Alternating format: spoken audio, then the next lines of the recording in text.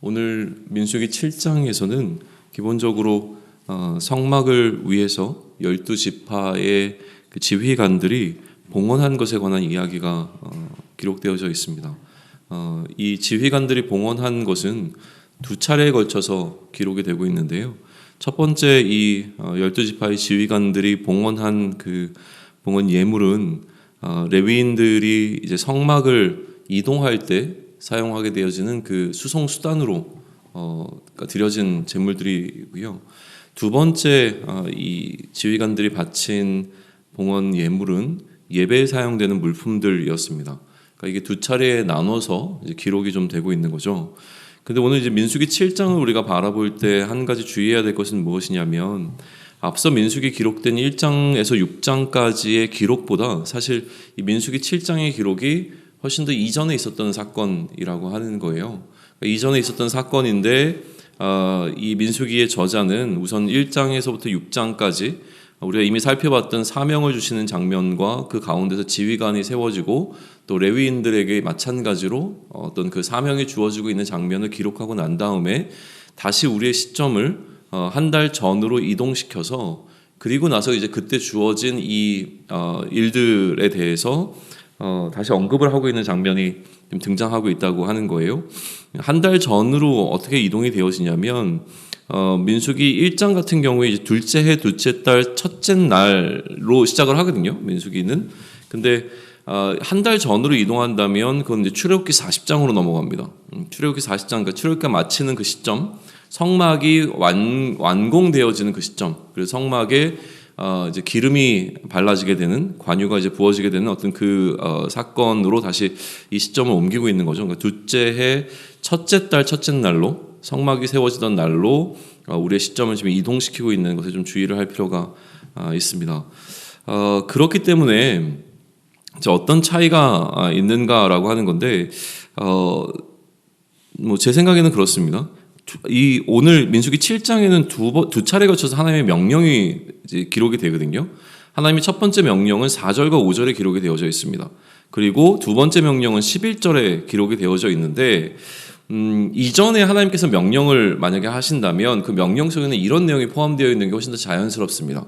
그러니까 레위인들이 성막의 어떤 이 직분을 감당하기 위해서 이스라엘 각 지파의 지휘관들로 하여금 이러이러한 예물을 바치도록 하라라고 하는 그 명령이 주어져야 하는데, 그 명령은 지금 생략이 되어 있어요. 그러니까 어떠한 예물을 드릴 건지에 관한 부분들은 생략이 되어 있고, 그 드린 예물을 이제 어떻게 사용할 것인가라고 하는 부분과 또 이 예물을 드릴 때 어떠한 순서나 뭐 이런 방식으로 드려야 될 것인가에 관한 이야기만 좀 기록을 하고 있고, 구체적인 이제 예물의 내용이라든가 이런 부분들은 하나님께서 이제 명령 속에 이제 포함시키지 않고 있다라고 하는 것이, 아마도 이 내용이 이미 이제 앞서 진행되어졌던 내용들을 다시 여기서 언급하는 과정 가운데서 그 부분을 생략하고 지금 1장부터 6장의 흐름, 그리고 이어지는 7장의 그 흐름, 그러니까 시점은 앞으로 이동했지만 흐름 자체는 1장에서부터 6장까지 흘러왔던 그 흐름을 그대로 이어가게 하기 위해서 어떤 것을 바치느냐가 중요한 것이 아니라 그 바쳐진 것이 어떻게 사용되어질 것이고 그것이 무슨 의미가 있는가라고 하는 것을 좀 더 강조하기 위해서 이 부분을 특별히 언급 안 한 것은 아닌가라는 생각을 좀 하게 되는 거고요. 그렇기 때문에 명령이 주어지기 전에 이것을 기록하고 있는 저자의 설명이 붙습니다. 명령 대신에 이제 설명으로 그것을 대체하고 있는 장면이 등장하게 되는데, 1절부터 3절에 보게 되면 그러한 설명이 지금 하나님의 명령 이전에 추가가 되고 있는 겁니다. 모세가 장막 세우기를 끝내고 그것에 기름을 발라 거룩히 구별하고, 또 그 모든 기구와 제단과 그 모든 기물에 기름을 발라 거룩히 구별한 날에 라고 하면서 시점을 이제 출애굽기 40장으로 이제 옮겨 놓는 거죠.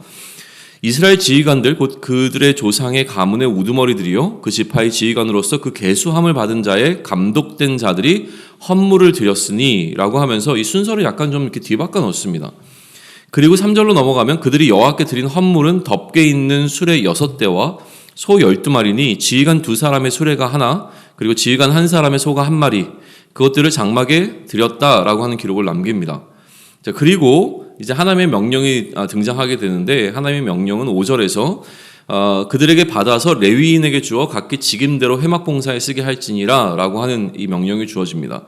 이 명령에 따라 모세가 이제 6절로부터 9절까지 해서 이 바쳐진 이 봉헌 예물들을 레위인 지파들에게 각각 분배하게 되어지는데 여기서 또 하나 이제 주목하게 되는 부분이 있죠. 그 레위인의 그 종족별로 이것을 3분의 1씩 나눠서 준 것이 아니라 그들의 필요대로 지금 나누어주고 있는 부분이 등장한다라고 하는 거예요. 그들이 맡고 있는 사명에 따라 하나님께서 이것을 적절히 좀 분배해주고 계시는 건데요. 게르손 자손에게는 수레가 그러니까 수레가 총 6이었는데 그 중에 2이 게르손 자손에게 들어갑니다. 그리고 무라리 자손들에게는 수레가 4개가 들어가게 되죠. 마찬가지로 소도 게르손에게는 4마리가 주어지고 무라리에게는 8마리가 주어지는 거예요. 그러니까 공평한 것이 중요한 것이 아니라 그들의 직임에 따라서 필요에 따라 지금 이 예물들을 나눠주고 있는 장면인데 특별히 고핫 자손들에게는 이 예물이 돌아가지 않습니다.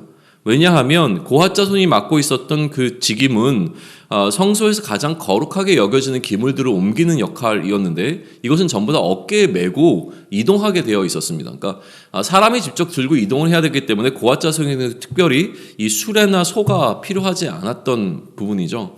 그러니까 이처럼 지금 하나님께서 무언가 물질을 사람들에게 주실 때는 그 기준이 어떻게 되느냐를 우리가 좀 볼 수 있는 거죠.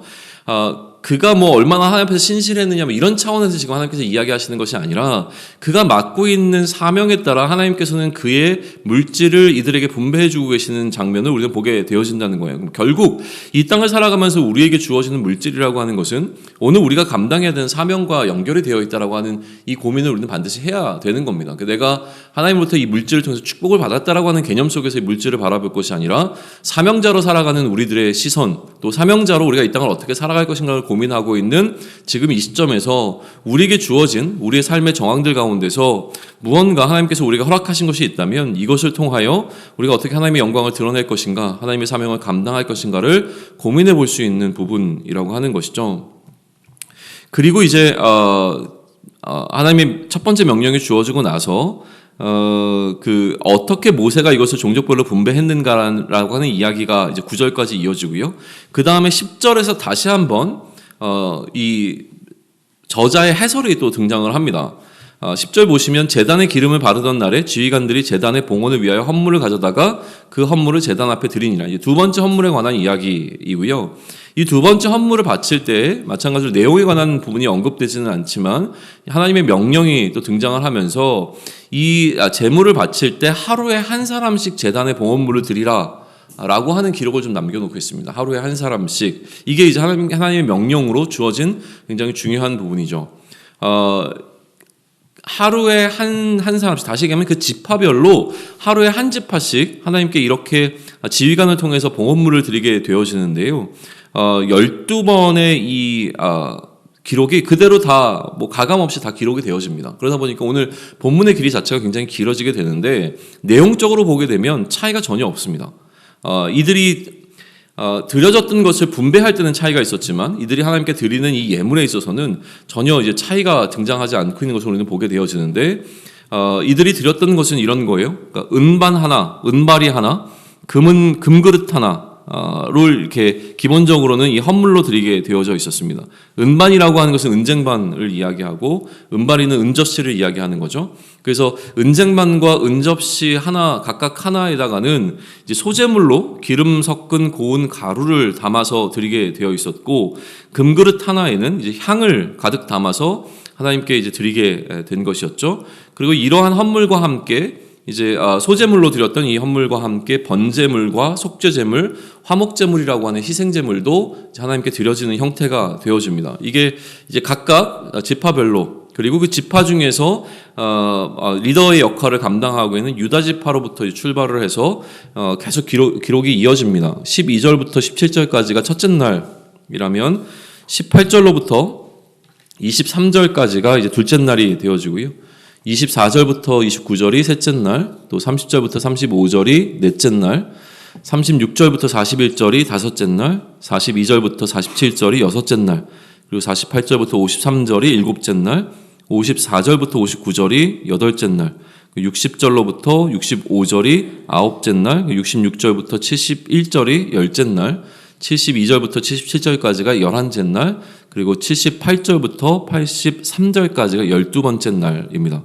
그리고 각각의 날은 아까 얘기한 것처럼 그 내용과 그 형식에 있어서 큰 차이가 없습니다.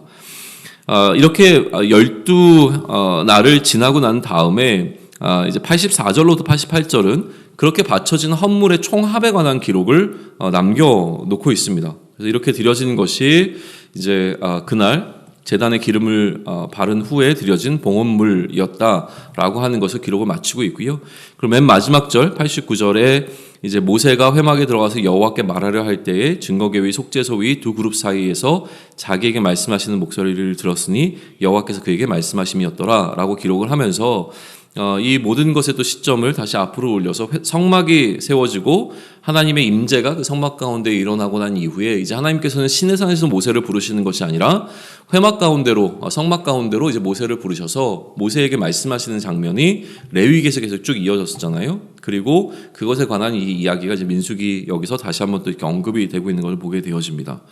그러면 아까도 잠깐 언급하긴 했었지만 오늘 이 민수기 7장을 통해서 우리가 묵상하고 또 우리에게 메시지로 삼을 수 있는 부분이 무엇인가라고 하는 것인데요.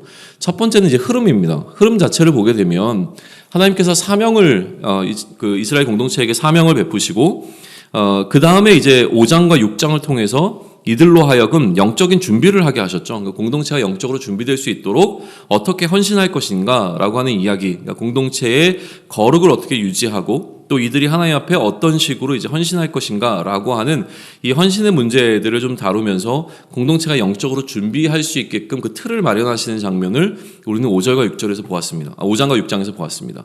사명이 주어지고 이 사명을 받은 자들에게 영적 준비를 시키시는 장면이었던 것이라면 오늘 이 7장부터 이어지는 그 장면은 무엇이냐면 이제 하나님 나라를 위한 공동체의 어떤 헌신을 요구하고 있는 부분을 우리는 보게 된다는 것이죠. 모든 공동체가 이 하나님 앞에 이 헌신하는 이 어떤 그 예배를 통하여서 모두가 다 참여하고 있는 것을 좀 보게 되어지죠. 그러니까 반복되는 이야기를 요약이나 생략 없이 기록하고 있다라고 하는 것은 모든 날에 드려진 이 모든 예배가 중요했음을 이야기를 합니다.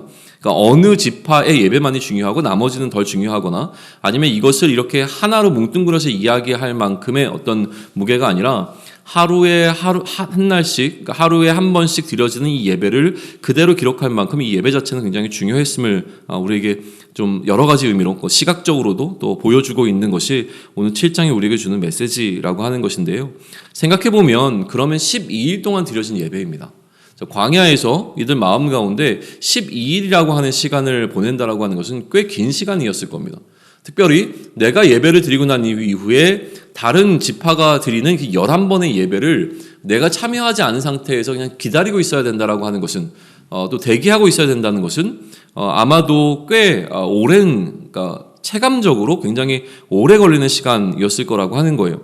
굉장히 분주하고 조급할 수 있는 상황. 얼마든지 이제 애굽에서 다시금 대적들이 자신을 치러 올 수도 있고 혹은 이제 빨리 이 광야의 여정을 마치고 하나님께서 약속하신 그 약속의 땅으로 들어가고 싶은 어떤 그 조급한 마음이 있는 사람들에게 하나님께서는 이들을 멈춰 세워놓으시고 12일 동안 예배를 하게 하셨다고 하는 사실에 대해서 우리는 좀 많은 것들을 묵상해 볼 수 있을 거라는 생각을 합니다. 굉장히 분주하고 조급한 일상을 살아가는 우리 사명자들에게 하나님을 예배하는 것이 얼마나 중요한가라고 하는 그 예배의 중요성을 우리에게 알려주고 있는 본문이 아닌가라는 생각을 하게 되는 것이죠. 하나님께서 우리에게 사명을 주셨을 때 그 사명 때문에 우리의 마음이 설레일 경우가 있습니다. 혹은 뭐 부담을 느끼기도 하지만 기본적으로 이 사명 앞에 우리가 설레임으로 빨리 이 사명을 감당하고 싶다고 했을 때에 먼저 중요한 것은 무엇이냐면 우리의 영적인 준비, 또 특별히 우리가 하나님 앞에 예배자로 서는 것이 가장 그 우선순위에 놓여야 되는 것에 대한 어떤 메시지를 우리에게 주고 있다는 생각을 하게 되어지는 것이죠. 오히려 분주하기 때문에 예배라고 하는 부분이 생략되어지고 오히려 바쁘기 때문에 예배에 우리의 마음을 깊이 담지 못하고 있는 오늘을 살아가는 우리들에게 특별히 이러한 사명자들에게 하나님께서는 우리로 하여금 예배에 집중하고 그 예배의 중요성과 또 모든 사람들이 참여하게 되어지는 예배에 대해서 말씀해주고 계신다는 생각을 하게 되는 겁니다. 모든 사람들이 참여하지 않아도 이처럼 이들이 하나님 앞에 각 지파별로 헌신하지 않아도 하나님께서는 그 하나님의 일을 충분히 진행하실 수 있었을 것이 너무나 분명합니다. 하나님이 뭔가 부족하기 때문에 인간들이 갖고 있는 것들을 먼저 바쳐야지만 하나님의 사역이 진행되는 것이 아니겠죠. 그런데도 불구하고 하나님께서 이처럼 각 지파별로 동일한 것을 하나님 앞에 바치도록 하는 것은 모든 지파들이 이 사역 가운데 동참할 수 있도록 배려하시는 것으로도 우리는 또 이해할 수 있게 되는 것이죠. 만약에 지금 이 지휘관들의 요구했던 이 요구의 조건들을 각 사람들에게 하나님께서 요구하셨다면 아마 참여하기가 참 어려웠을 것입니다. 그러나 하나님은 그런 방식이 아니라 모든 지파의 대표자에게 이러한 동일한 방식으로 헌신할 수 있도록 하심으로 말미암아 누가 더 누가 덜이라고 하는 것이 아니라 모든 지파가 하나님 앞에서 그들이 할 수 있는 최선을 다하여 헌신할 것에 대한 이야기를 이처럼 보여주고 계신다라는 생각을 하게 되어집니다. 그렇게 오늘 사명자로 살아가는 우리들에게 몇 가지 굉장히 중요한 포인트들을 오늘 본문은 우리에게 메시지로 주고 있는데요.